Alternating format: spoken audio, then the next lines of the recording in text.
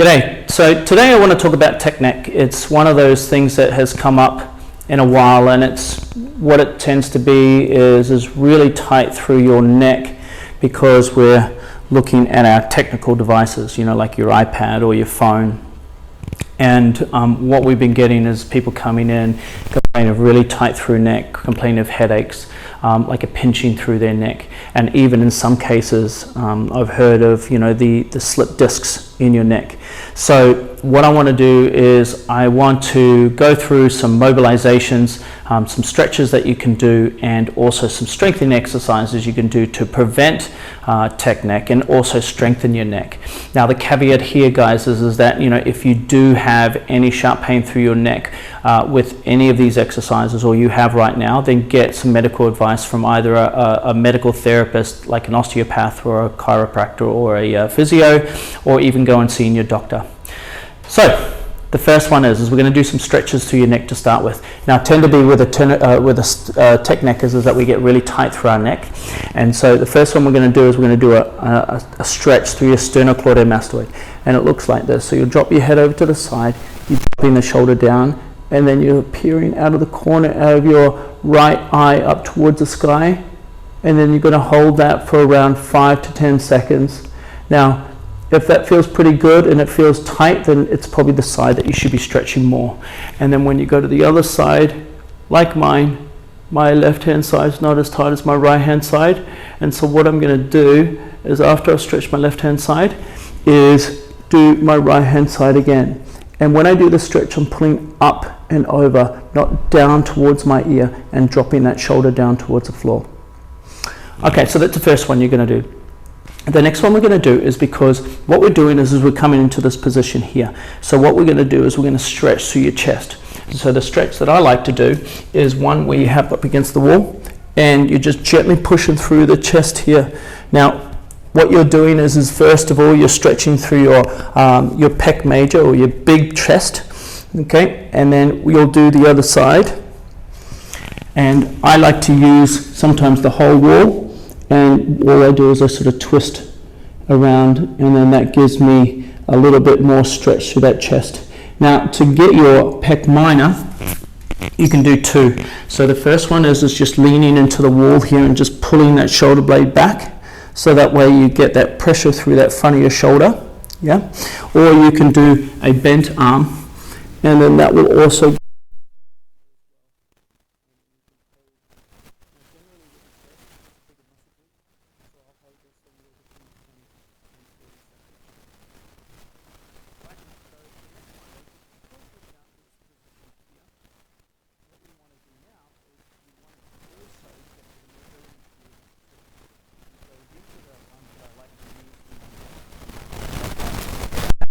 and it looks like this. So I'll put my hands up like this. It's called a Lewitt technique, or thoracic mobilization.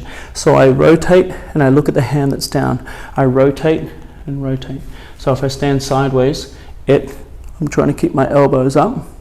Now notice that my hand is turning down.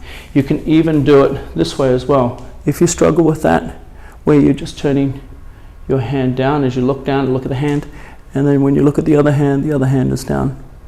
Okay. Now your next mobilization is you drop your chin down towards your neck and you rotate in a circle around there. Now just be wary that you want to just go within the range of motion that you are capable of, not when you feel pain.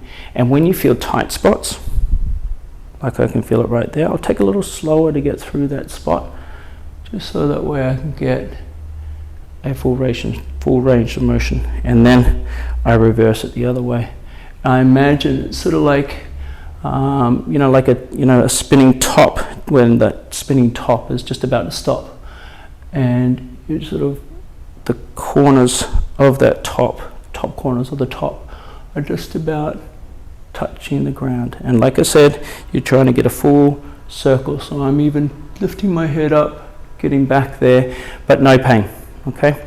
Now the next one you're going to do, we've done those mobilizations, you've done the stretches, and now we need to be able to stick that posture. Now I'm using a Swiss ball here. You can use a soccer ball or a smaller ball, and what you're going to do is put it in the back of the head. Okay, you'll have your tongue stuck to the roof of the mouth, and then I gently push back into the ball, and I'll hold that anywhere between 5 and 10 seconds, and then I'll release. And then I contract 5 and 10 seconds. So what that does is it starts to strengthen the back of the neck. Now, like I said, your tongue is stuck to the roof of the mouth. Just so that way you can also engage the deep cervical muscles. That's what the tongue is for. And then you'll go sideways. Same deal again. Keep it nice and straight, pushing your head into the ball, holding 5 to 10 seconds, and then you'll change the other side. 5 to 10 seconds. And the one we didn't do yet is the front on. Pushing your head into the ball. Just be aware of your nose. Okay. Now, after doing those, the next one you can do, now it's called a wall lean. And what you'll do is you'll rest your back and your feet against the floor and the wall.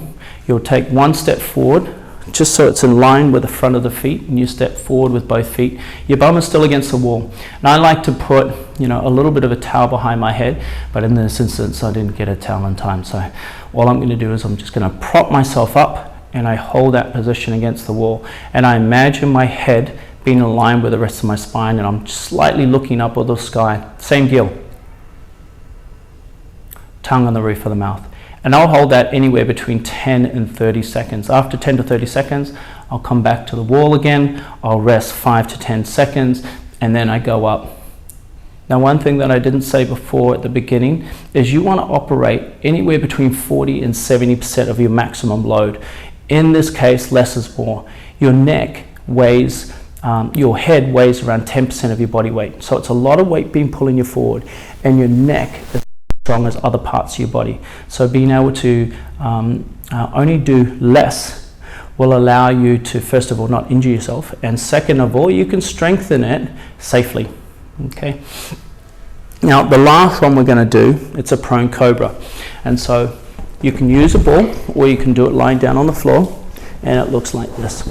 Okay, so you're coming up like this and you're strengthening your upper back. You also strengthen the back of your neck, and also strengthen your lower back too, because like I said, when your tech neck is going on, it generally also leads to poor posture as well. So you squeeze your shoulder blades down, squeeze up to this position here, belly button in, squeeze those shoulder blades together and hold that position. Now you'll notice my head as well, it's in line with the rest of my spine. It's not dropped, it's not back here. I'm trying to train it so that way it stays in this position here. Same deal, tongue on the roof of the mouth. Now you might feel that in the back of the hamstrings, you might feel that in the glutes or your lower back. And like I said, if you find that that's too strong or too hard for you, then you can go down to the floor and just do it on the floor, just by squeezing your shoulder blades together here. That way you can do the same thing, holding it anywhere between 10 and 30 seconds and hold. Okay. Now, any questions on that, post below. If you enjoy this, post below. And like I said, before you do any of this stuff, check out with your therapist just to make sure that they are the right things for you, especially if you have pain. Pain is a red flag, and if you feel that pain, then you may need some support before you start doing those exercises. So good luck, and we'll see you next time.